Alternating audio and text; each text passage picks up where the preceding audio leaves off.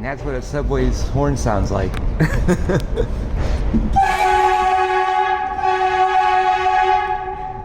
People always ask me if they ever, like, blow the train horn. Yes, they do. They absolutely do. And it is loud. It is an actual bona fide train. And it is a bona fide train horn. That shit is loud. Let me see if you can see it up here.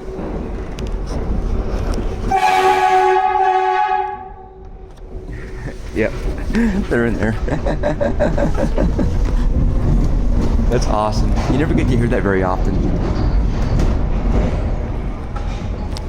It's empty right now. Nobody in here.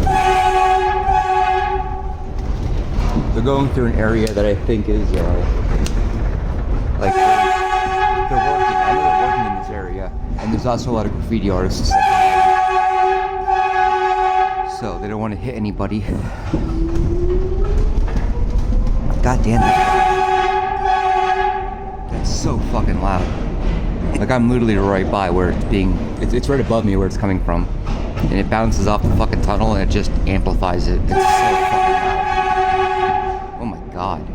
You can feel it, like it vibrates the fucking, like the things on it, the bars. It's that loud. It's unreal. Like it's definitely above 110. That's like 120 decibels. It's pushing 130 probably. That's a loud horn. People don't realize just how powerful these trains are, just how much weight they have, just how absurdly strong they are. I mean, they're all electrical engines. The torque is absurd. It's way bigger than diesel ones actually.